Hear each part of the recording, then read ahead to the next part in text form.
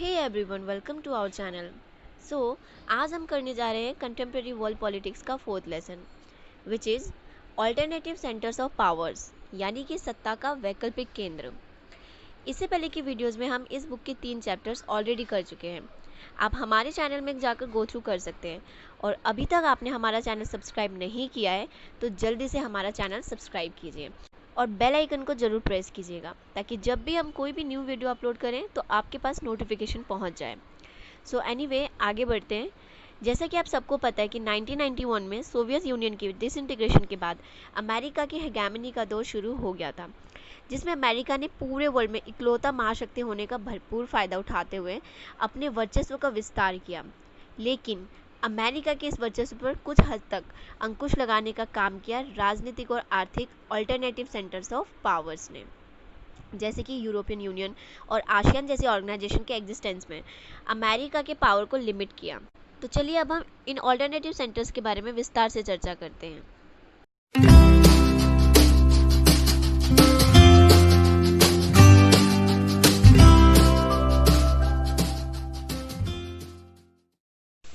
तो सबसे पहले हम बात करेंगे यूरोपियन यूनियन, यानी कि यूरोपीय संघ की। तो उसके लिए हमें ये समझना जरूरी है कि यूरोपियन यूनियन को एग्जिस्टेंस में आने के लिए कौन कौन से फेज से होकर गुजरना पड़ा। After the end of second world war, there was a dilemma among many European leaders over the status of Europe. The Second World War shattered the structure on which the European states had based their relations. So, after the Second World War, Europe के बहुत से leaders Europe के structure को लेकर परेशान रहने लगे कि किस तरह की डिप्लोमेटिक या इकोनॉमिक पॉलिसीज अपनाई जाए या कौन कौन सी कंट्रीज को साथ में लिया जाए। क्योंकि हुआ क्या था कि यूरोपियन कंट्रीज या स्टेट्स ने जिस बेस पर आपस में रिलेशंस डेवलप किए थे, सेकेंड वर्ल्ड वॉर ने उस सब को हिला कर रख दिया था। बट जैसे ही 1945 में कोल्ड वॉर शुरू हुआ, यूरोपियन लीडर्स की परेशानी कुछ हद तक कम हुई। बेशक यूरोप वेस्टर्न एंड ईस्टर्न दो हिस्सों में बट गया था, बट दोनों में से एक सुपर पावर में शामिल होने से उन कंट्रीज के इकोनॉमी में सुधार आने लगा था। स्पेशली अमेरिका ने यूरोप की इकोनॉमी में सुधार के लिए बहुत मदद की, जिसे मार्शल प्लान के नाम से जाना जाता है। और साथ ही साथ नाटो के तहत भी वेस्टर्न यूरोपियन कंट्रीज को diplomatic aid and security provide किया गया। अगर हम मार्शल प्लान की बात करें तो इसके तहत 1948 में organisation for European economic corporation OEEC, यानी कि यूरोपीय आर्थिक सहयोग संगठन की स्थापना की गई, जिसके थ्रू वेस्टर्न यूरोपियन कंट्रीज को इकोनॉमिक एड यानी कि आर्थिक सहायता दी जाने लगी। और वहीं मार्शल प्लान के तहत ही 1949 में काउंसिल ऑफ यूरोप यानी कि यूरोपीय परिषद स्टैब्लिश किया गया, जिसमें वेस्टर्न यूरोपियन कंट्रीज को पॉलिटिकल हेल्प प्रोवाइड किया गया। इसके बाद यूरोपियन कैपिटलिस्ट कंट्रीज ने मिलकर 1957 में यूरोपियन इकोनॉमिक कम्युनिटी और उसके बाद यूरोपियन पार्लियामेंट इस्टेब्लिश किया। और यूएसएसआर के डिसइंटीग्रेशन के बाद 1992 में यूरोपियन यूनियन की स्थापना की गई, जिसने common foreign and security policy, justice से रिलेटेड इश्यूज और इंटरनल अफेयर्स पर सहयोग और सिंगल करेंसी के लिए रास्ता तैयार किया। The European union has evolve over time from an economic union to an increasingly political one, यानी कि एक लंबे टाइम में बने यूरोपियन यूनियन अपना स्वरूप बदलकर यानी कि इकोनॉमिक व्यवस्था को छोड़ राजनीतिक रूप ले रहा था। यानी कि अब यूरोपियन यूनियन बड़े नेशंस की तरह ही काम कर रहा है, जिसका कॉमन कॉन्स्टिट्यूशन ना सही लेकिन common flag, common anthem, establishment day और अपनी एक करेंसी है। और साथ ही साथ न्यू कंट्रीज, स्पेशली यूएसएसआर के पोल में शामिल कंट्रीज को भी यूरोपियन यूनियन में शामिल किया गया। The European union has economic, political, diplomatic and military influence, यानी कि economic, political, diplomatic and military के मामले में यूरोपियन यूनियन का प्रभाव वर्ल्ड में बहुत अच्छा रहा है। 2005 में ये वर्ल्ड की बिगेस्ट इकोनॉमी थी और इसका GDP यानी कि सकल घरेलू उत्पाद भी अमेरिका से ज़्यादा था, जो कि 12,000 अरब डॉलर थी। और ऐसा माना जाता है कि इसकी करेंसी यूरो अमेरिकन डॉलर के लिए खतरा बन सकती है। वर्ल्ड ट्रेड के मामले में यूरोपियन यूनियन का हिस्सा अमेरिका से 3 टाइम्स यानी कि 3 गुना ज़्यादा है, और इसी वजह से इसकी इकोनॉमिक पावर्स का इफेक्ट अमेरिका और चाइना से लेकर एशिया एंड अफ्रीकन कंट्रीज पर भी पड़ रहा है। इसके अलावा अगर हम पॉलिटिकल एंड डिप्लोमेटिक ग्राउंड की बात करें तो यूरोपियन यूनियन की पॉलिसी यूएस के साथ साथ अदर कंट्रीज की पॉलिसीज को भी इफेक्ट कर रहा है। इसका सबसे बड़ा रीज़न है ब्रिटेन एंड फ्रांस, जो यूरोपियन यूनियन के मेंबर्स होने के साथ साथ यूनाइटेड नेशंस में भी सिक्योरिटी काउंसिल के परमानेंट मेंबर्स हैं। इसके साथ साथ यूरोपियन यूनियन में शामिल other countries UN security council के टेम्पररी मेंबर्स भी हैं। और अगर हम डिफेंस फील्ड की बात करें तो यूरोपियन यूनियन के पास वर्ल्ड की second largest arm forces available है, जिसमें इसकी दो कंट्रीज ब्रिटेन एंड फ्रांस के पास न्यूक्लियर वेपन्स है। इसके अलावा space, science and communications technology के मामले में भी यूरोपियन यूनियन वर्ल्ड में सेकेंड नंबर पर आता है। बट आपको क्या लगता है कि इकोनॉमिक, पॉलिटिकल या डिप्लोमेटिक तौर पर इतने कैपेबल होने के बाद भी, या common foreign policy and single currency होने के बाद भी, यूरोपियन यूनियन के ये कंट्रीज वाकई में एक है, या इनके बीच कभी कोई मतभेद सामने नहीं आया? आया है, बहुत बार आया है, क्योंकि कई मामलों में इन कंट्रीज की अपनी अपनी फॉरेन एंड डिफेंस पॉलिसी भी है, जिस वजह से कई बार इनमें आपस में टकराव हुए हैं। जैसे इराक पर अमेरिकन अटैक को लेकर ब्रिटेन तो इसके साथ था, बट जर्मनी एंड फ्रांस इसके अगेंस्ट थे। उसी तरह पूरे यूरोप में यूरो करेंसी को लागू करने को लेकर भी काफ़ी नाराजगी है, और इन्हीं मतभेदों की वजह से ऐसा कहा जा सकता है कि यूरोपियन यूनियन की कैपेबिलिटी फॉरेन एंड डिफेंस मामले में लिमिटेड है। Now, association of south east Asian nation, यानी कि दक्षिण पूर्वी एशियाई राष्ट्रों का संगठन आसियान। अगर हम साउथ ईस्ट एशियन कंट्रीज की बात करें तो उसमें Brunei, Cambodia, Indonesia, Laos, Malaysia, Myanmar, Philippines, Singapore, Thailand, east Timor and Vietnam जैसी कंट्रीज आती हैं। Before and during the second world war, the south east Asia suffered a lot from repeated European and Japanese colonialism. यानी कि second world war से पहले और उस दौरान इन साउथ ईस्ट एशियन कंट्रीज को यूरोपियन एंड जापानीज कॉलोनियलिज्म का कई बार शिकार होना पड़ा, और बहुत बार राजनीतिक और आर्थिक कीमत चुकानी पड़ी। और जैसे ही सेकेंड वर्ल्ड वॉर खत्म हुआ, इन कंट्रीज के सामने नेशन बिल्डिंग यानी कि राष्ट्र निर्माण, पोवर्टी एंड इकोनॉमिक बैकवर्डनेस जैसी समस्याएं आई, और साथ ही साथ कोल्ड वॉर की वजह से किसी भी एक सुपर पावर के ब्लॉक में शामिल होने का प्रेशर भी था। तो ऐसे में Bandung conference and non aligned movement के असफल कोशिश की वजह से 1967 में साउथ ईस्ट एशियन कंट्रीज ने आसियान का गठन किया। On the ASEAN logo, the 10 stalks of paddy rice represent the 10 Southeast Asian countries born together in friendship and solidarity. The circle symbolizes the unity of ASEAN. यानी कि ASEAN के लोगों पर धान के जो 10 स्टॉक्स एंड सर्कल बना हुआ है, वो रिप्रेजेंट करता है आसियान में शामिल कंट्रीज की फ्रेंडशिप और एकता को। 1967 में सिर्फ 5 countries Indonesia, Malaysia, Philippines, Singapore and Thailand ने मिलकर आसियान की स्थापना की थी, और बाद में चलकर इसमें Brunei, Vietnam, Laos, Myanmar and Cambodia को भी शामिल कर लिया गया। आसियान का जो ऑब्जेक्टिव यानी कि उद्देश्य था, वो economic growth, social progress, regional piece को प्रमोट करना, स्टेबिलिटी एंड कल्चरल डेवलपमेंट करना था। The members of this association promoted ASEAN Way, a form of interaction that is informal, non-confrontationist and cooperative. यानी कि आसियान के मेंबर्स ने ASEAN वे को promote करने के लिए इंटरैक्शन का नया तरीका अपनाया, जो कि इनफॉर्मल यानी कि अनौपचारिक, नॉन कन्फ्रंटेशनिस्ट यानी कि टकराव रहित एंड कोऑपरेटिव यानी कि सहयोगात्मक था। In 2003, an ASEAN community was established comprising 3 pillars, namely the ASEAN Security Community, the ASEAN Economic Community and the ASEAN Socio-Cultural Community. यानी कि 2003 में आसियान ने 3 पिलर्स के आधार पर आसियान कम्युनिटी यानी कि आसियान समुदाय इस्टेब्लिश किया, जिनके नाम थे ASEAN security community, ASEAN economic community and ASEAN socio cultural community. अगर हम आसियान सिक्योरिटी कम्युनिटी की बात करें तो ये बेस्ड है किसी भी रीजनल डिस्प्यूट को सैनिक टकराव तक न ले जाने पर, और इसी के चलते आसियान के मेंबर्स ने कई समझौते भी किए, जिसमें आसियान कंट्रीज ने पीस, न्यूट्रलिटी यानी कि निष्पक्षता, कोऑपरेशन, नॉन इंटरफेरेंस यानी कि हस्तक्षेप और नेशंस के आपसी डिफरेंसेस एंड सोवेरेनिटी राइट्स को रिस्पेक्ट देने के लिए प्रॉमिस किया गया। The ASEAN Economic Community aims for a common market and to aid social and economic development in the region. यानी कि आसियान की इकोनॉमिक कम्युनिटी का एम है आसियान कंट्रीज के लिए कॉमन मार्केट तैयार करना और इन कंट्रीज में सोशल एंड इकोनॉमिक डेवलप करना। वैसे तो America, European union and Japan के कंपैरिजन आसियान की टोटल इकोनॉमी काफ़ी छोटी है, बट डेवलपमेंट के मामले में ये इन सबसे आगे हैं। ASEAN has a Vision 2020 which has defined an outward-looking role for ASEAN in the international community। यानी कि विजन 2020 में आसियान इंटरनेशनल लेवल पर एक बहुत इंपॉर्टेंट रोल प्ले कर रहा है। अगर हम इंडिया और आसियान के रिलेशनशिप की बात करें तो स्टार्टिंग में इंडियन फॉरेन पॉलिसी कुछ ऐसी थी कि इंडिया ने आसियान पर ज़्यादा ध्यान नहीं दिया, बट अब इंडिया ने अपनी पॉलिसी में सुधार करते हुए आसियान के 2 कंट्रीज सिंगापुर एंड थाईलैंड के साथ फ्री ट्रेड के लिए एग्रीमेंट किया है।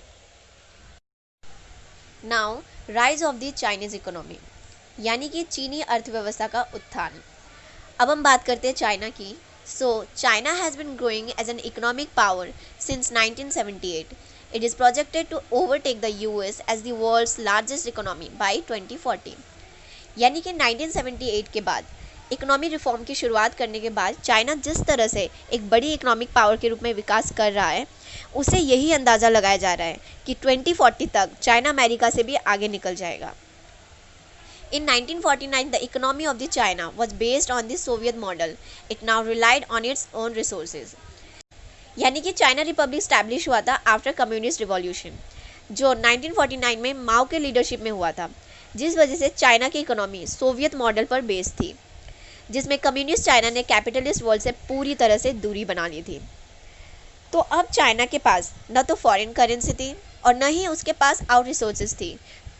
तो ऐसे में अब चाइना ने अपने ही रिसोर्सेज का इस्तेमाल करना शुरू किया। अब चाइना ने जो मॉडल अपनाया था उसमें उसने इंपोर्ट सब्स्टिट्यूशन निकालना शुरू किया और एग्रीकल्चर के थ्रू गवर्नमेंट के अंडर में बड़े बड़े इंडस्ट्रीज़ को डेवलप करने पर जोर दिया। इसके लिए चाइना ने अपने पास अवेलेबल सारे रिसोर्सेज यूज़ कर लिए और इस तरह से एम्प्लॉयमेंट हो या सोशल वेलफेयर, एजुकेशन हो या हेल्थ, इन सब मामलों में चाइना अदर डेवलप कंट्री से भी आगे निकल गया। लेकिन तेज़ी से बढ़ती हुई पॉपुलेशन की वजह से जो प्रॉब्लम सोवियत यूनियन के सिटीजन्स फेस कर रहे थे, वही प्रॉब्लम चाइना के नागरिकों को भी फेस करना पड़ रहा था। चाइना फिर से पिछड़ने लगा था।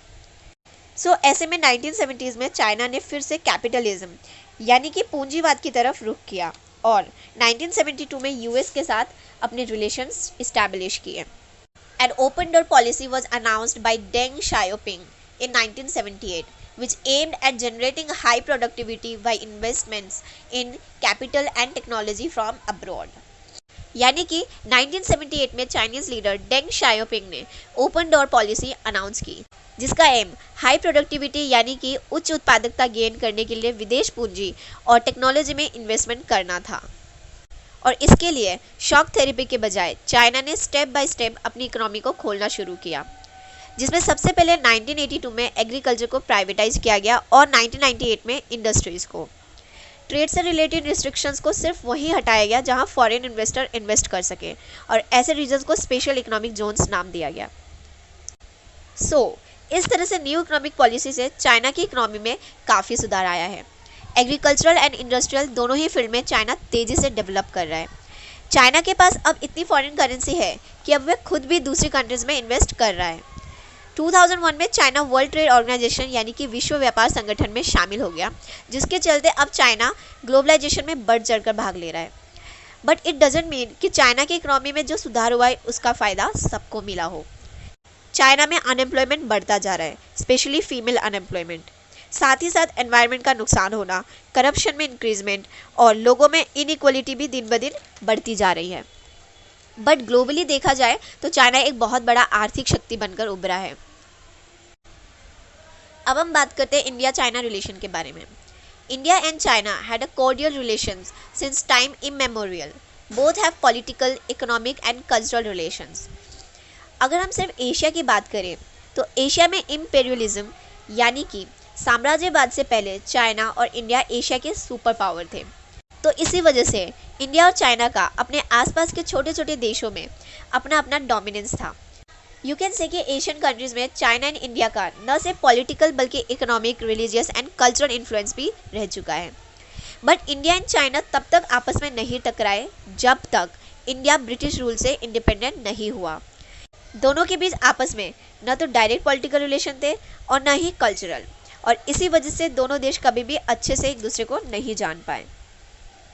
बट जब इंडिया को ब्रिटिशर्स से आज़ादी मिली और चाइना ने विदेश शक्तियों को बाहर निकाला, तब सबको लगने लगा कि दोनों कंट्रीज साथ मिलकर एशिया की डेवलपमेंट के लिए काम करेंगे। और ऐसा हुआ भी, जो हिंदी चीनी भाई भाई के स्लोगन से जाहिर भी होता है, बट सिर्फ कुछ टाइम के लिए, क्योंकि 1950 में चाइना ने तिब्बत को टेक ओवर कर लिया, जिस वजह से दोनों देशों के बीच बॉर्डर डिस्प्यूट यानी कि सीमा विवाद शुरू हो गया। और 1962 में अरुणाचल प्रदेश के कुछ एरिया और लद्दाख के अक्साई चीन एरिया के लिए दोनों कंट्रीज के बीच मिलिट्री वॉर भी हुआ और इंडिया की इसमें हार हुई। और 1976 तक दोनों के बीच किसी भी टाइप का डिप्लोमेटिक रिलेशन डेवलप नहीं हो पाया। लेकिन इसके बाद चाइना ने अपना रुख बदला और धीरे धीरे दोनों कंट्रीज के रिलेशन में सुधार होने लगा। और इसी वजह से 1981 से दोनों कंट्रीज आपस में बॉर्डर डिस्प्यूट को खत्म करने की कोशिश करने लगे। और 1988 में प्राइम मिनिस्टर राजीव गांधी के चाइना विजिट से इंडो चाइना रिलेशन को सुधारने के लिए बढ़ावा भी मिला।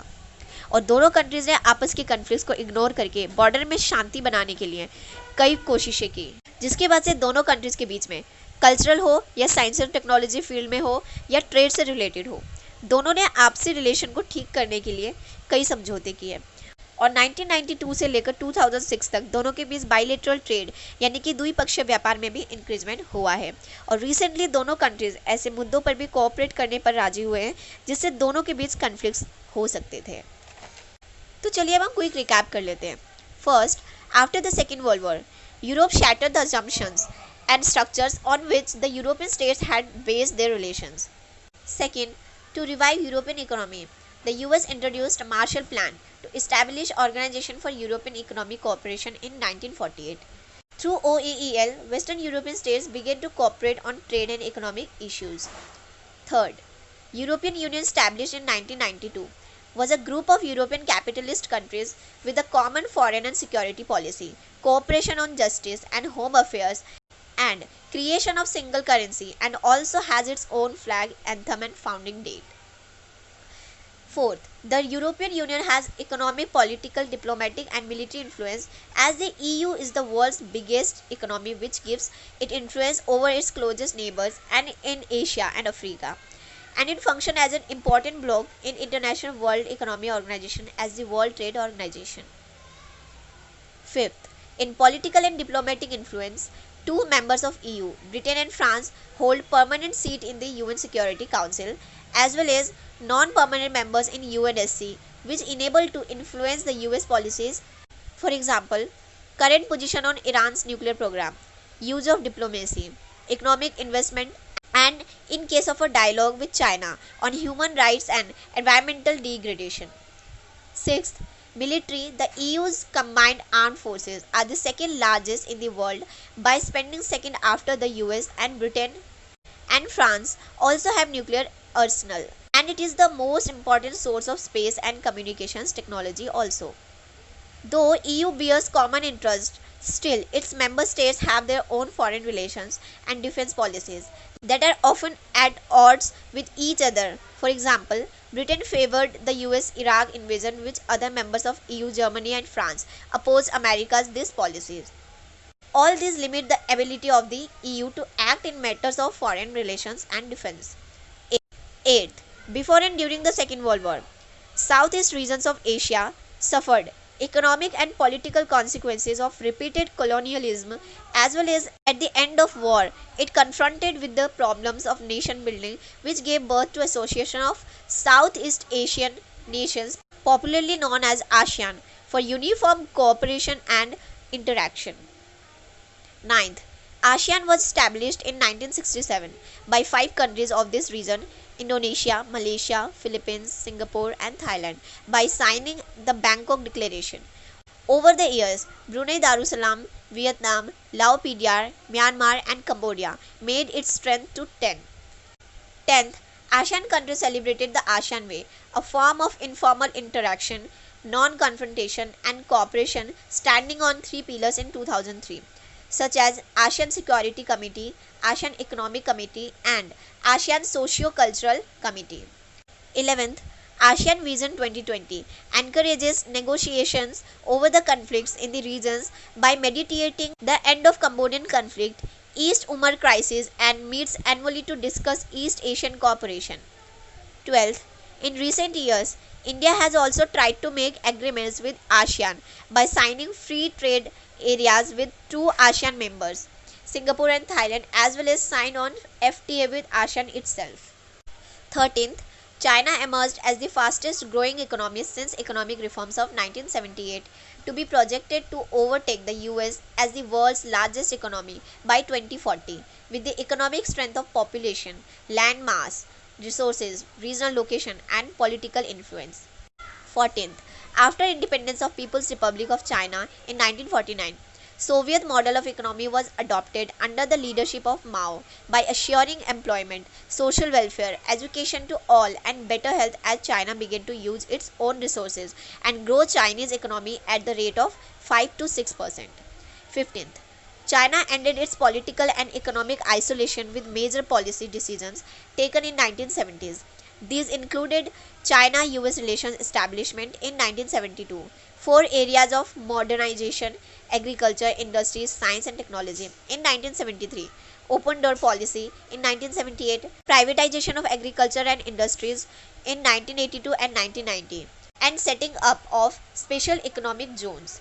16th, regionally and globally, China is going to be recognized as an economic power due to contributory factors such as integration and interdependency have tempered its issues with Japan, the US, ASEAN, Russia, Taiwan. Even China's outward looking investment and aid policies in Latin America and Africa are projecting it as a global player. 17th, Indo-China relations experienced friendly gestures at the moments, but 1950 onwards, both the nations were involved in the differences on the issues of Tibet problem, border issues in Arunachal Pradesh and Aksai Chin area of Ladakh, Chinese attack in 1962, and Chinese contribution to Pakistan's nuclear program. 18th, relations between India and China began to improve slowly from the mid-1970s by a series of talks to resolve border issues in 1981, and now these relations have strategic and economic dimensions. 19th, Rajiv Gandhi's visit to China in 1980, Atal Bihari Vajpayee's visit in 2003 have accommodated both the countries to maintain peace and tranquility on the border. I hope कि world politics में alternative centre से related आज का ये video आप लोगों को समझ आ गया हो। नेक्स्ट वीडियो में हम इस बुक के 5th चैप्टर को पढ़ेंगे। अगर आपने अभी तक हमारे इस चैनल को सब्सक्राइब नहीं किया है तो जल्दी से सब्सक्राइब कीजिए। हम आपके लिए इस तरह के और भी एजुकेशनल वीडियोस लाते रहेंगे। तब तक के लिए हमारी वीडियो को लाइक एंड शेयर करना मत भूलिएगा। Thank you.